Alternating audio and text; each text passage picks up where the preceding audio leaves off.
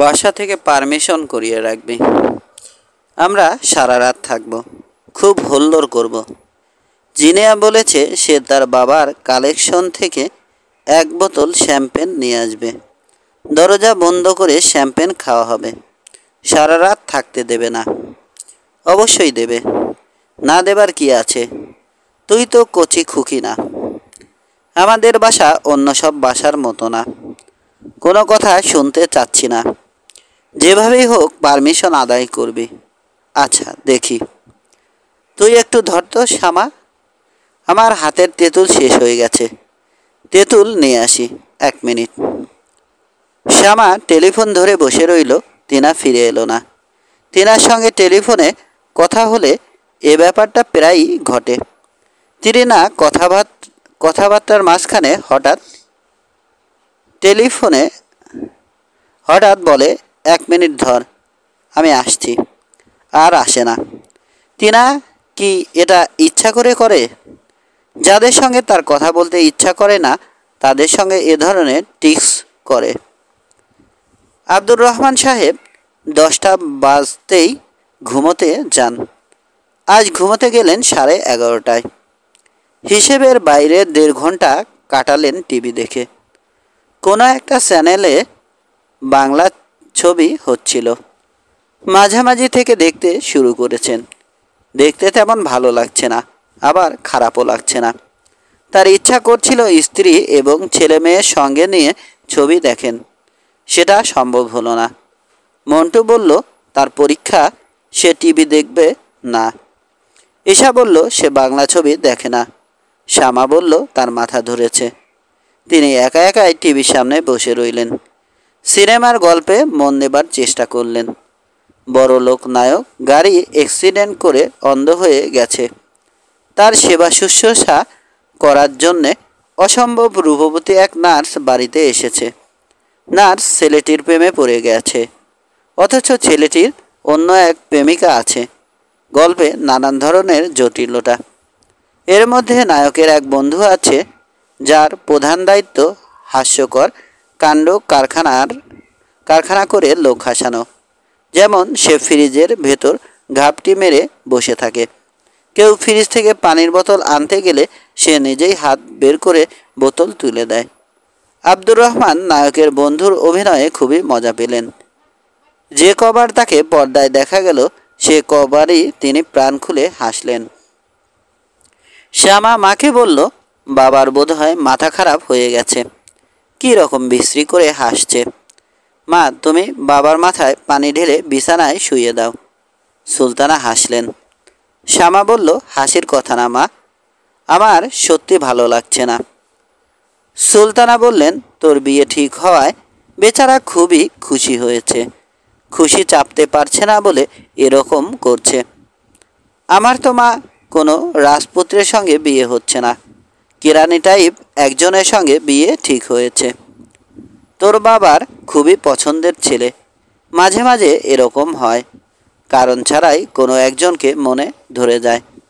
কারণ ছাড়া কিছু হয় না মা, সব কিছুর পেছনে কারণ থাকে।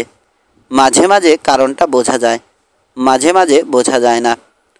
তোর কি ছেলেটাকে পছন্দ হয়েছে? না।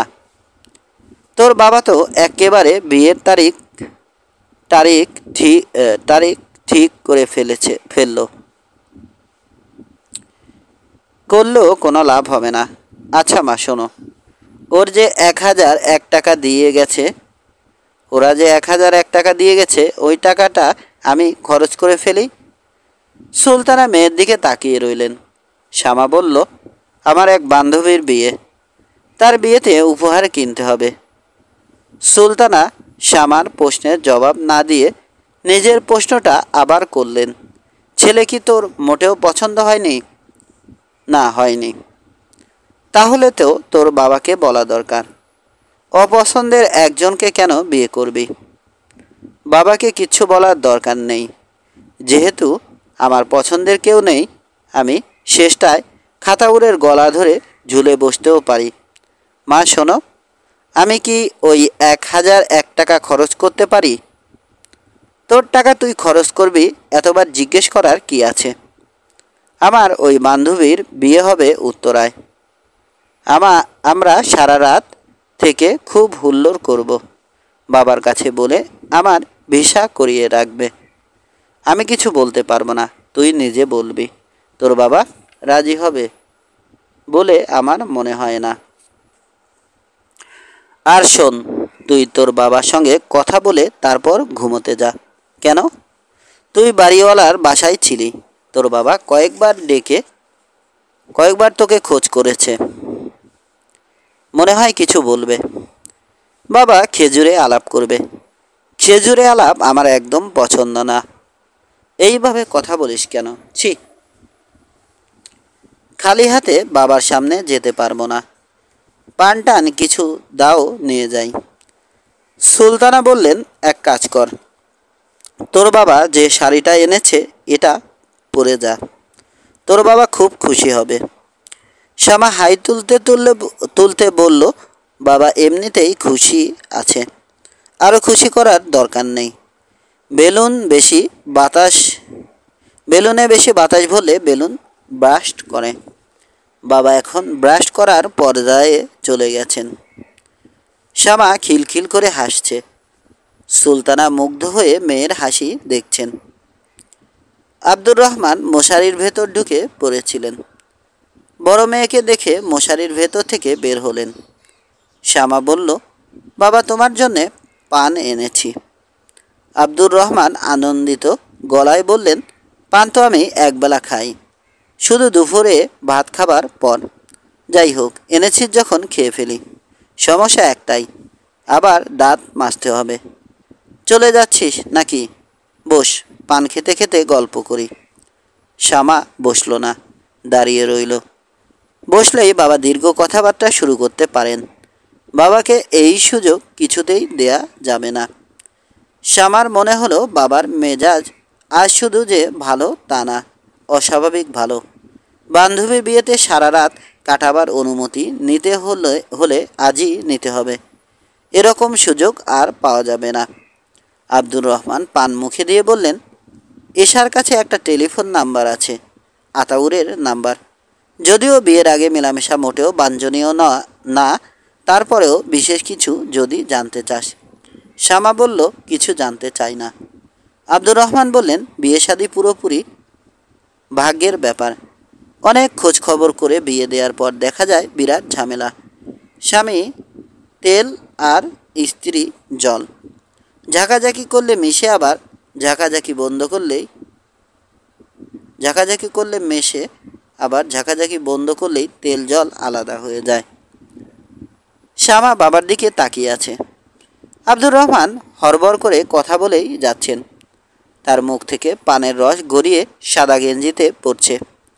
থুতনিতে রস লেগে আছে। তিনি তেল জল বিষয়ক কথাবার্তা বলেই যাচ্ছেন। কি বলছেন নিজেও বোধহয় জানেন না। শ্যামা ভেবে পাচ্ছে না তার বাবা এত খুশি কেন, রহস্যটা কি। সে বাবাকে থামিয়ে দিয়ে বলল, বাবা তোমাকে একটা জরুরি কথা চট করে বলে নেই, পরে ভুলে যাব। আব্দুর রহমান আগ্রহ নিয়ে বললেন, কি কথা? আমার এক বান্ধবীর বিয়ে, মীরা নাম, উত্তরায় ওদের বাড়ি। আমরা সব বন্ধুরা দল বেঁধে বিয়েতে যাচ্ছি। মীরা বলে দিয়েছে আমাদের সারা রাত থাকতে হবে। থাকবি। বন্ধুবান্ধবের বিয়েতে মজা না করলে কার বিয়েতে করবি? তোর বিয়েতেও ওদের সবাইকে বলবি। গায়ে হলুদের পর থেকে সবাই যেন থাকে। একটা ঘর তোর বন্ধুদের জন্যে ছেড়ে দেব, মেঝেতে টানা বিছানা করে দেব। ঠিক আছে রে মা? শ্যামা বলল, ঠিক আছে বাবা। আজকের পত্রিকা পড়েছিস? হ্যাঁ, ইদানিং সব পত্রিকায় নতুন একটা ব্যাপার হয়েছে, কার্টুন ছাপা হচ্ছে। বেশিরভাগ সময়ই খুব ফালতু টাইপ, মাঝে মাঝে আবার খুবই ভালো। আজকেরটা কি ভালো? আজকেরটা খুবই ভালো। হাসতে হাসতে অবস্থা কাহিল। ঘটনাটা হলো, এক লোকের পা ভাঙা, হাসপাতালে পড়ে আছে। তার বন্ধু গিয়েছে তাকে দেখতে। বন্ধু বলল, কী রে, পা কিভাবে ভাঙলি? সে বলল, সিগারেট খেতে গিয়ে পা ভাঙলাম। বন্ধু বলল, এটা আবার কেমন কথা?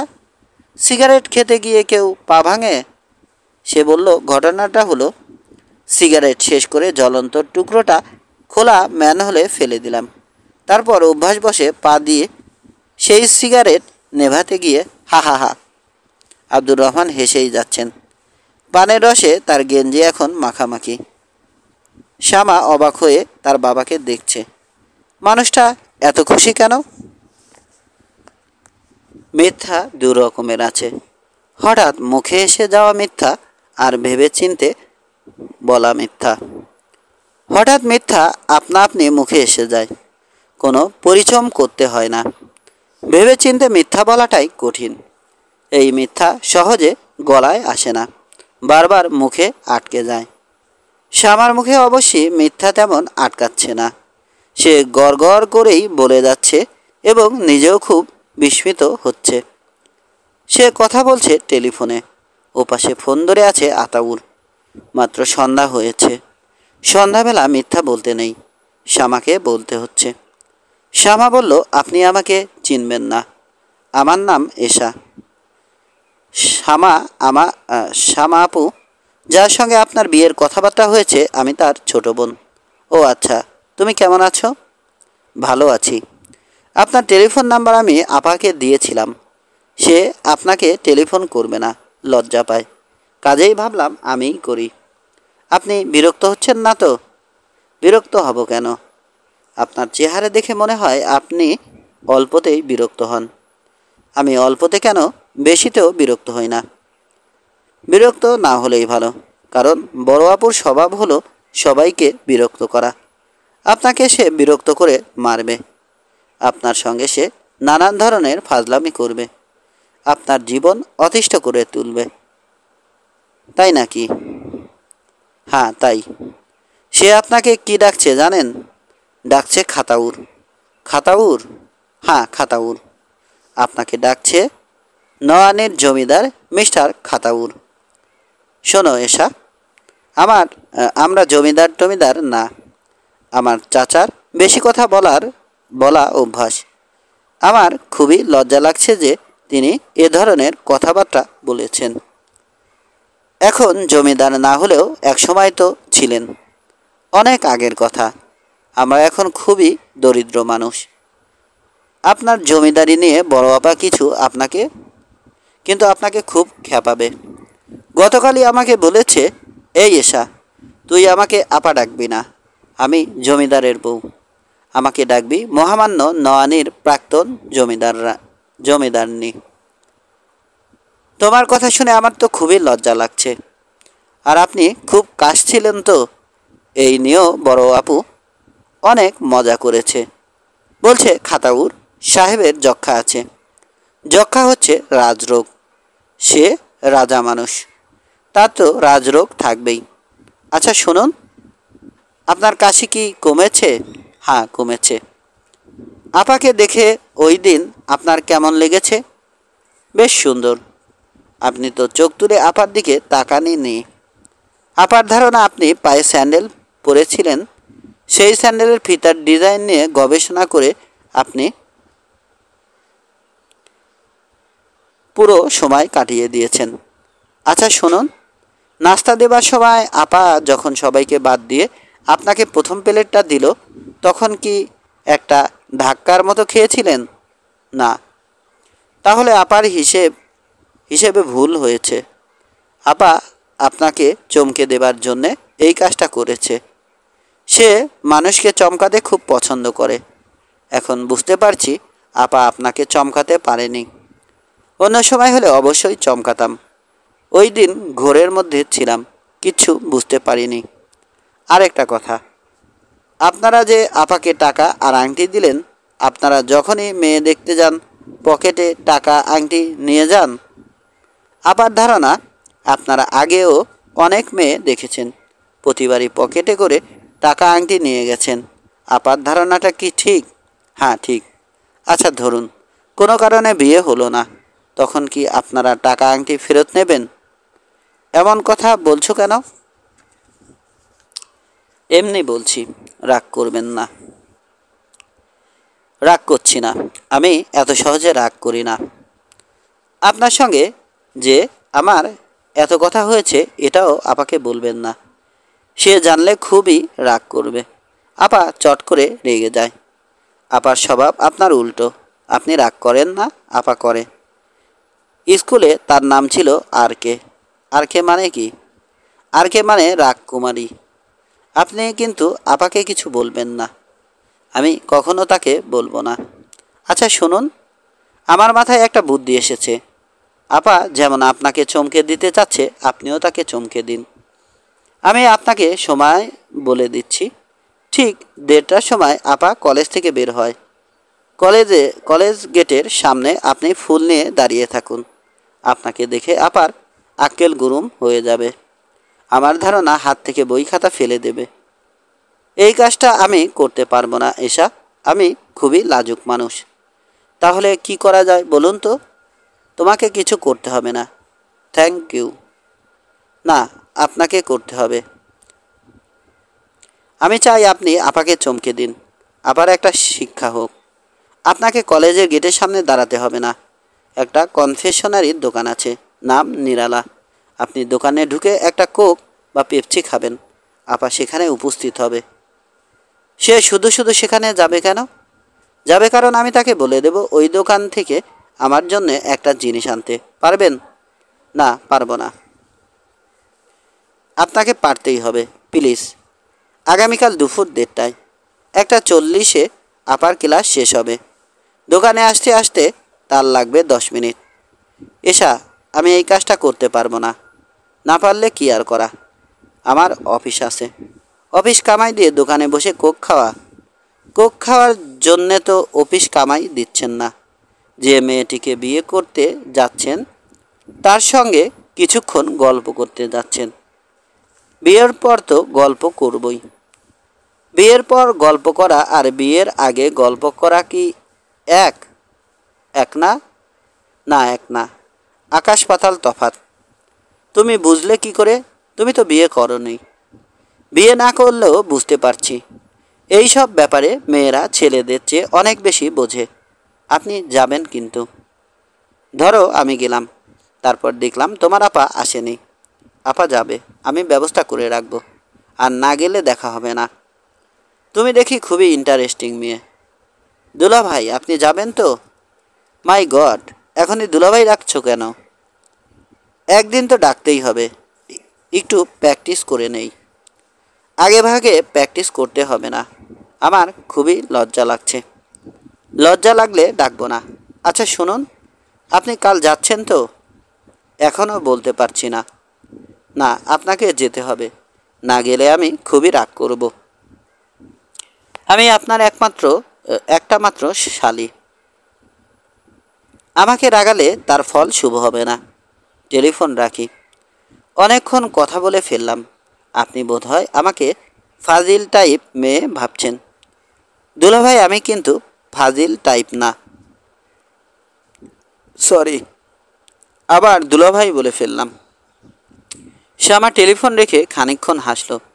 ছোট বোন সেজে টেলিফোন করার এই বুদ্ধিটা হঠাৎ তার মাথায় এসেছে। বুদ্ধিটা যে এমন কাজে লাগবে আগে বুঝতে পারেনি। মানুষটার গলার স্বর সুন্দর, শুনতে ভালো লাগছিল। আরও কিছুক্ষণ কথা বললে হতো। আরেক দিন বললেই হবে। প্রথম দিন এত কথা বলা ঠিক না। এশাকে সে ফাজিল মেয়ে ভাবছে। এশা মোটেই ফাজিল মেয়ে না। মোত্তালিব সাহেব বারান্দায় বসেছিলেন। শ্যামা বারান্দায় এসে দাঁড়ালো। মোত্তালিব সাহেব বললেন, কার সঙ্গে কথা বললি? শ্যামা হাসল। মোত্তালিব সাহেব গম্ভীর গলায় বললেন, প্রশ্ন করলে প্রশ্নের জবাব দিবি, হেসে ফেলবি না। এতক্ষণ ধরে কার সঙ্গে কথা বললি? এতক্ষণ ধরে কার সঙ্গে কথা বললি বলা যাবে না। এ দুনিয়াতে নানান ধরনের ব্যাধি আছে। তার একটা হলো টেলিফোন ব্যাধি। ঘন্টার পর ঘন্টা টেলিফোনে কথা বলা ব্যাধি। এটা ভালো না। আপনার পায়ের অবস্থা কি? আমি একটা প্রশ্ন করেছিলাম, তার জবাব কিন্তু এখনো পাইনি। আসুন আপনাকে হাঁটাই। তুই তোর কাজে যা, আমাকে হাঁটাতে হবে না। আমি টেলিফোনে যতক্ষণ কথা বলেছি ঘড়ি ধরে ঠিক ততক্ষণ আপনাকে হাঁটাবো। নগদ বিদায়। শ্যামা মোত্তালিব সাহেবকে টেনে দাঁড় করালেন। শ্যামা বলল, আমার কাঁধে হাত রাখুন।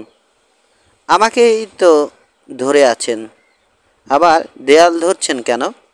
Very good. এ কি, দুটা পা একসঙ্গে ফেলছেন কেন? আমি 1 2 বলবো। 1 হলো ডান পা, 2 হলো বাম পা। 1 2, 1 2। হাঁটি হাঁটি পা পা। সুলতানা রান্নাঘরে। আব্দুর রহমান সাহেব আজ অফিস থেকে ফেরার পথে ইলিশ মাছ কিনে এনেছেন। তার হঠাৎ সর্ষে ইলিশ খেতে ইচ্ছা করছে। কাঁচা বাজার থেকে রাই সরিষা, কাঁচামরিচ কিনেছেন। 2 কেজি আতপ চালও কিনেছেন। সর্ষে ইলিশ নাকি আতপ চালের ভাত দিয়ে খেতে মজা। ইলিশ সর্ষে রান্না হচ্ছে। এশা খুব আগ্রহ নিয়ে বসে আছে। সুলতানা বললেন, রান্নাঘরে বসে আসছিস কেন? এশা বলল, রান্না শিখছি। মা, আজ আমি রাঁধবো, তুমি আমাকে দেখিয়ে দাও। সুলতানা স্বস্তির নিঃশ্বাস ফেললেন। এশার মুখ থেকে অন্ধকার দূর হয়েছে। গত কয়েকদিন চিমসে মেরেছিল, এখন হাসি খুশি ভাবটা ফিরে এসেছে। তার যে সমস্যা ছিল সেই সমস্যা নিশ্চয় দূর হয়েছে। সুলতানার সামান্য মন খারাপ হলো। তার মেয়েগুলির খুবই চাপা স্বভাব, মনের কথা কেউ মার সঙ্গে বলে না। এশা বলল, লবণের অনুমানটা কিভাবে করো মা? কোনো নিয়ম কি আছে?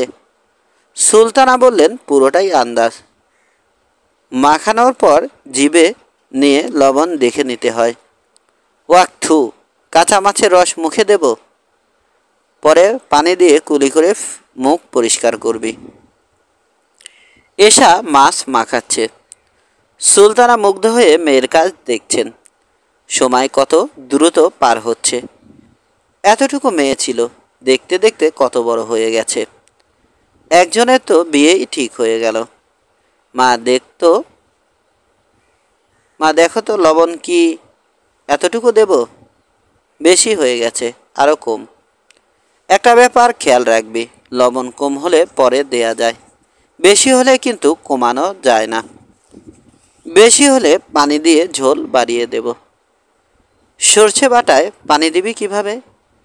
তাও তো কথা। সুলতানা আগ্রহের সঙ্গে বললেন, কাঁচামরিচের একটা ব্যাপার তোকে শিখিয়ে দেই। কাঁচামরিচ আস্ত দিলে মরিচের ঘ্রাণটা তরকারিতে যায়, তরকারি ঝাল হয় না।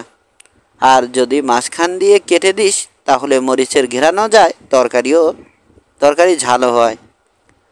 আমরা কি করব মা? ঝাল করব না মরিচের গন্ধওয়ালা তরকারি করব? তুই রান্না করছিস, তুই ঠিক কর। এশাকে খুব চিন্তিত মনে হচ্ছে। সে কি করবে বুঝতে পারছে না। সে ভুরু কুঁচকে আছে। এশা বলল, মা, আমার খুব আশ্চর্য লাগছে।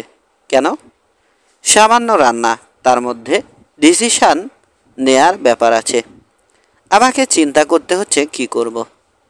ঝাল তরকারি করব নাকি মরিচের ঘ্রাণওয়ালা তরকারি করব। মা, আমি তো খুবই চিন্তায় মধ্যে পড়ে গেছি। সুলতানা তার চিন্তাগ্রস্ত মেয়ের দিকে তাকিয়ে আছেন। তার খুবই মজা লাগছে। ঈশা বলল, মা, তুমি যদি এখন বারান্দায় যাও তাহলে খুব মজার একটা দৃশ্য দেখবে। কী দৃশ্য দেখব? আপা বাড়িওয়ালা চাচাকে হাঁটা শেখাচ্ছে, ধরে ধরে হাঁটাচ্ছে আর মুখে মুখে বলছে, হাঁটি হাঁটি পা পা। আপা খুবই মজা পাচ্ছে। বারান্দার এক মাথা থেকে আরেক মাথায় যাচ্ছে। সুলতানা ছোট্ট নিঃশ্বাস ফেলে বললেন, মোত্তালিব সাহেব বেচারা পা নিয়ে ভালো সমস্যায় পড়েছেন। কি অদ্ভুত রোগ, হাঁটু বাঁকে না। এশা বলল, মা, তোমাকে একটা কথা বলবো। তুমি কিন্তু রাগ করতে পারবে না। যদি প্রমিস করো রাগ করবে না তাহলেই কথাটা বলবো। রাগ করার মতো কথা? আমার কথা শুনে তোমার হয়তো মনে হবে আমার মন ছোট বলে এ ধরনের কথা বলছি। কথাটা কি? বাড়িওয়ালা চাচার সঙ্গে আপার এত মেশা ঠিক না, মেশামেশি বেশি হচ্ছে। সুলতানা বিস্মিত হয়ে বললেন, এইসব কি বলছিস? উনি শ্যামাকে নিজের মেয়ের মতো দেখেন, মা ডাকেন। ঈশা বলল, মা ডাকলেও ঠিক না, ঠিক না কেন? আমি তোমাকে বুঝিয়ে বলতে পারবো না মা, আমার কাছে মনে হচ্ছে ঠিক না। মোত্তালিব চাচা আপাকে খুব পছন্দ করেন, আবার আপাও ওনাকে খুব পছন্দ করেন। তুমি কি লক্ষ্য করেছো দিনের মধ্যে একবার দোতলায় না গেলে আপা থাকতে পারেন না? ও যায় টেলিফোন করতে। টেলিফোন করতে যাওয়াটা আপার একটা অজুহাত। তুই বেশি বেশি বোঝার চেষ্টা করছিস এসা, এত বেশি বোঝা কিন্তু ঠিক না।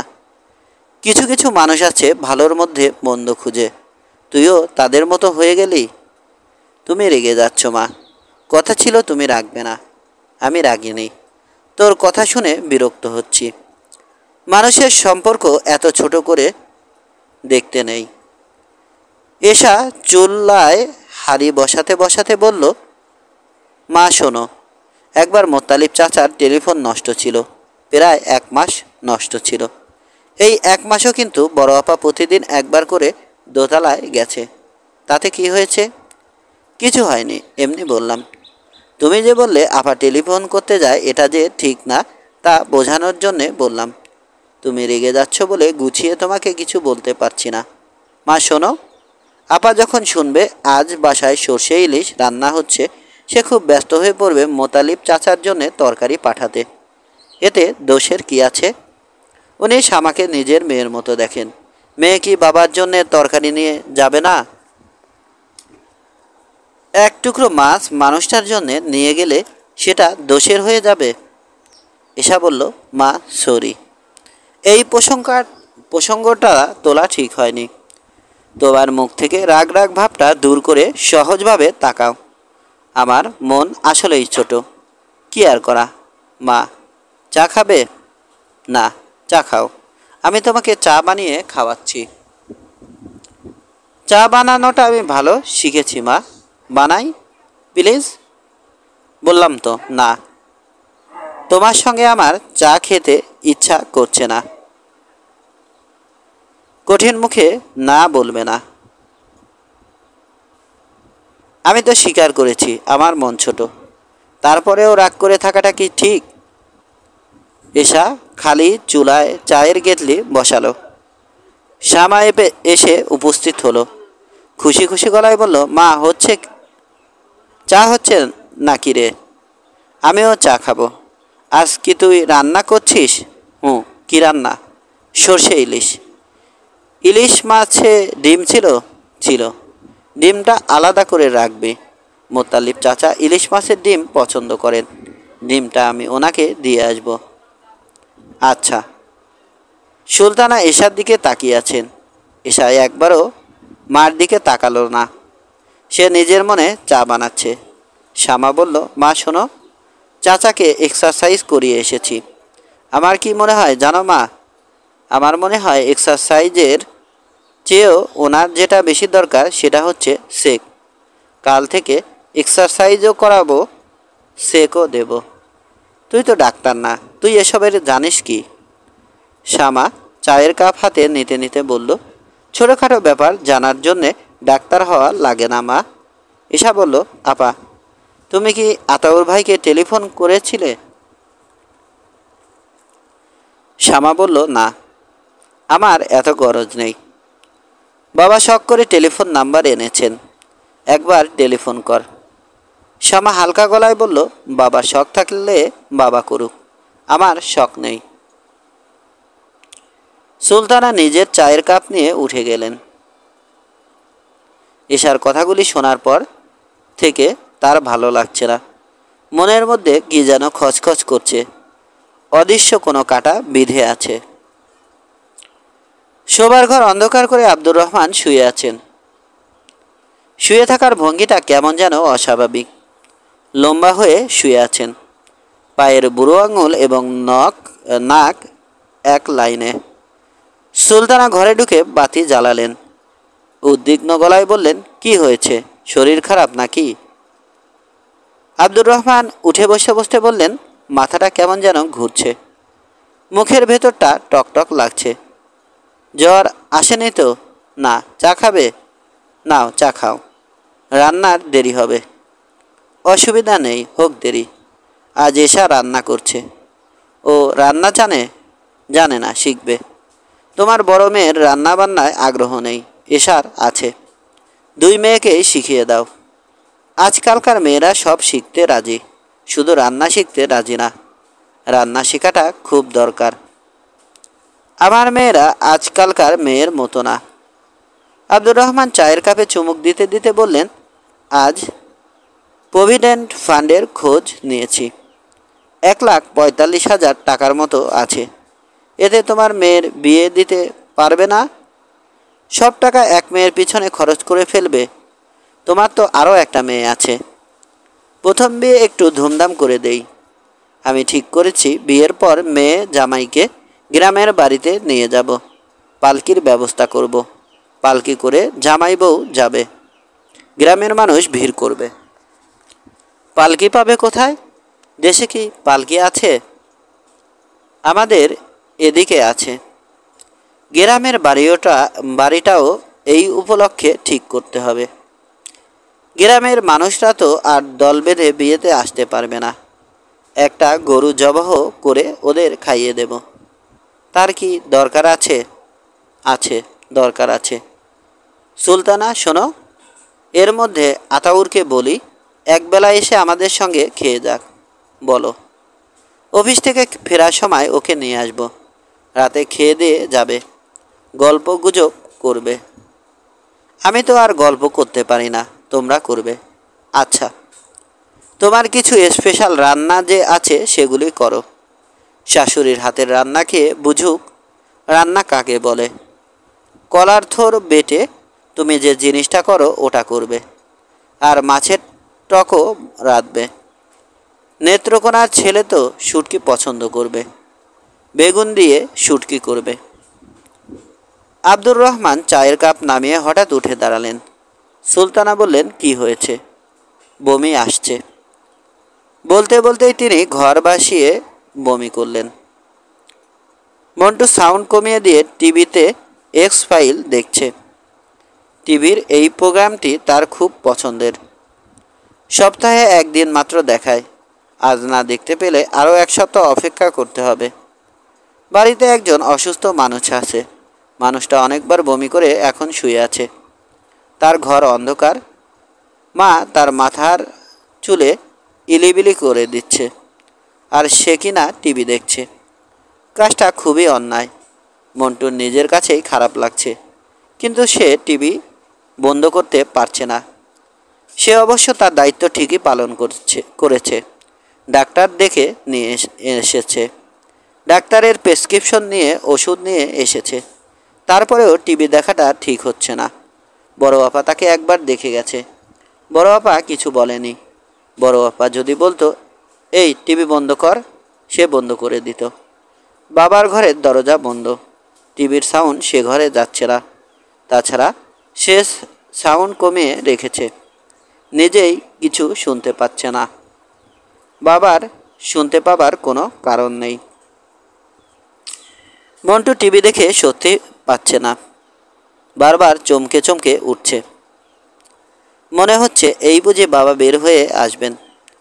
বের হয়ে তিনি কিছুক্ষণ তার দিকে এক দৃষ্টিতে তাকিয়ে থেকে বলবেন, আমি মারা যাচ্ছি আর তুই টিভি দেখছিস?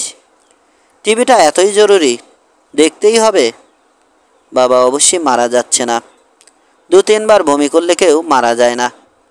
ডাক্তার সাহেব বলেছেন আজে বাজে খাবার খেয়ে পেট গরম হয়েছে।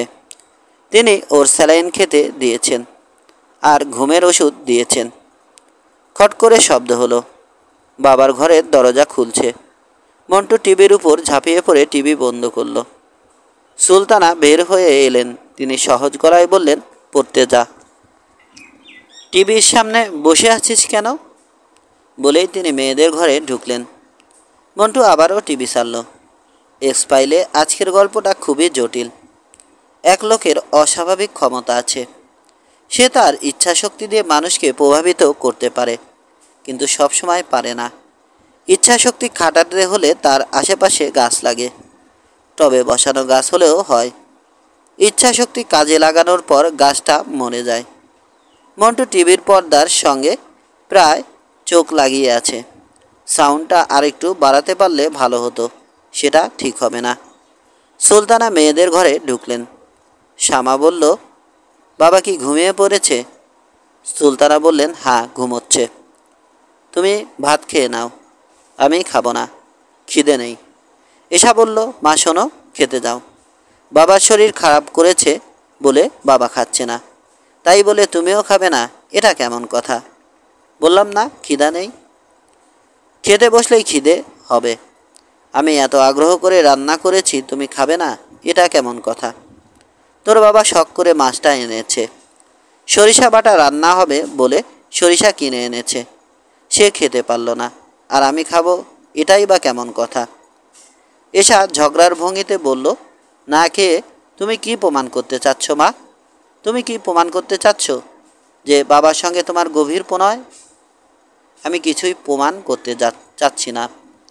খিদে মরে গেছে, খেতে ইচ্ছা করছে না বলে খাবো না। তোরা ঘুমোতে যা। সুলতানা চলে গেলেন। শ্যামা এশার দিকে তাকিয়ে বলল, মা এই কাজগুলো যে করে মন থেকে করে না দায়িত্ব থেকে করে? এশা বলল, তোমার বিয়ে হোক, তখন তুমি নিজেই এই প্রশ্নের উত্তর পাবে। শ্যামা বাতি নিভিয়ে বিছানায় গেল। এশা বলল, আমরা আজ এত সকাল সকাল শুয়ে পড়লাম, ঘুম তো আসবে না। আয় শুয়ে শুয়ে গল্প করি। এশা, তুই কি একটা জিনিস লক্ষ্য করেছিস? বাতি নিভিয়ে গল্প করতে একরকম লাগে, আবার বাতি জ্বালিয়ে গল্প করতে অন্য রকম লাগে। একই গল্প শুধুমাত্র বাতি জ্বালানো নিভানো কারণে দুরকম হয়ে যায়। এশা বলল, মোতালিব চাচার কি ইলিশ মাছের ডিম পছন্দ হয়েছিল? শ্যামা বলল, খুব পছন্দ হয়েছে, চেটেপুটে খেয়েছেন। তুই রান্না করেছিস শুনে বলল, তোকে একটা মেডেল দেবে, রূপার মেডেল। মেডেলে লেখা থাকবে দ্রৌপদী পদক। দ্রৌপদী কি খুব ভালো রাঁধতেন? হুঁ। ওনার 5টা স্বামী ছিল না? হুম। এশা হাসছে। শ্যামা বলল, হাসছিস কেন? এশা বলল, বেচারি দ্রৌপদীর কথা ভেবে হাসছি। সে কি বিপদেই না ছিল। 5টা স্বামীকে ভুলিয়ে ভালিয়ে রাখা তো সহজ কথা না। একটা স্বামীকেই ভুলানো যায় না, আর 5টা স্বামী। কোনো স্বামী হয়তো লাজুক, সে স্ত্রীকে একভাবে চাইবে, আবার কোনো স্বামী নির্লজ্জ, সে চাইবে অন্যভাবে। শ্যামা বলল, এশা চুপ কর তো, তোর মুখে এই ধরনের কথা একেবারেই মানাচ্ছে না। কেন? তোমার কাছে কি মনে হয় আমি এখনও ছোট? ছোটই তো। আমি অনেক বড় হয়ে গেছি আপা। যতটা বড় তুমি আমাকে ভাবো, আমি তার চেয়েও বড়। তুমি তো এখনও বিয়ে করনি, আমি কিন্তু বিয়ে করে ফেলেছি। শ্যামা উঠে বসতে বসতে বলল, তার মানে? এশা কিছু বলল না, হাসল। অন্ধকারে তার হাসি শোনা গেল। শ্যামা বলল, এই তুই কি ঠাট্টা করছিস? হুঁ। এরকম ঠাট্টা করবি না। তুই যেভাবে বললি আমার মনে হলো সত্যি বুঝি কিছু করে ফেলেছিস। এশা বলল, আমি যা করি খুব চিন্তা ভাবনা করে করি। ইচ্ছা হলো আর হুট করে ঘটনা ঘটিয়ে ফেললাম। আমার বেলায় এরকম কখনো হবে না। যদি আমি কাউকে কিছু না জানিয়ে গোপনে বিয়ে করি, তাহলে বুঝতে হবে এটা ছাড়া আমার হাতে অন্য কোনো পথ খোলা ছিল না। তুই কি গোপনে বিয়ে করেছিস? না, এখনো করিনি। তবে তবে আবার কি? বিয়ে করব। ছেলেটাকে? এশা হাসল। শ্যামা কঠিন গলায় বলল, হাসি বন্ধ করে বলতো, ছেলেটাকে? তুমি চিনবে না, খুবই আজে বাজে টাইপের ছেলে। আজে বাজে টাইপ ছেলের সঙ্গে তোর পরিচয় হলো কিভাবে? যেভাবেই হোক হয়েছে। ছেলে করে কি? কিছু করলে তো বলতাম না আজে বাজে টাইপ ছেলে। কিছুই করে না, মানুষের কাছ থেকে চাঁদা তোলে। তার মানে? রবীন্দ্র জয়ন্তী করবে, তার জন্য চাঁদা তুলবে। নজরুল দিবস করবে, তার জন্য চাঁদা তুলবে। পাড়ায় ক্রিকেট খেলার চাঁদা, দুস্থজনদের জন্য চাঁদা। এ পাড়ার মানুষদের মাসের মধ্যে 2-3 বার তাকে চাঁদা দিতে হয়। যে চাঁদা দেয় সে হাসি মুখে দেয়, সেও হাসি মুখে চাঁদা নেয়। চাঁদা তোলা প্রাইভেট লিমিটেড কোম্পানির সে একজন ডিরেক্টর। তার ব্যবহারও অত্যন্ত ভালো। অফিস বসদের ব্যবহার সাধারণত ভালো হয় না, তারা খিটখিটে স্বভাবের হয়। ইনি সেরকম না। তুই আমার সঙ্গে ইয়ার্কি করছিস না তো? না। শ্যামা বিছানা থেকে নেমে দরজার দিকে যাচ্ছিল। এশা তীক্ষ্ণ গলায় বলল, যাচ্ছ কোথায়? শ্যামা বলল, বাবাকে ডেকে তুলি, তোর কথাগুলি তাকে বলি। এশা বলল, বাবার শরীর ভালো না, ঘুমোচ্ছেন। তাছাড়া বাবাকে তোমার কিছু বলতে হবে না, যা বলার আমিই বলবো।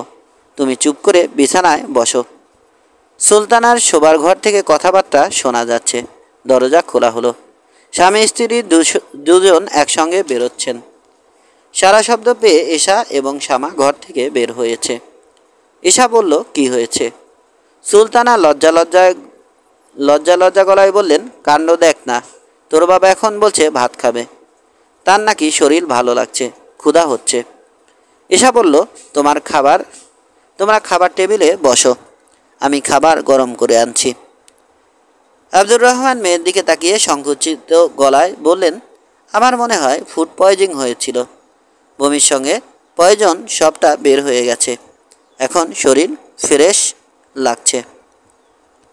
এশা খাবার গরম করছে। শ্যামা দাঁড়িয়ে আছে তার পাশে। শ্যামা তীক্ষ্ণ দৃষ্টিতে বোনের দিকে তাকাচ্ছে, তার মুখ থমথম করছে। শ্যামা বলল, ছেলের নাম কি?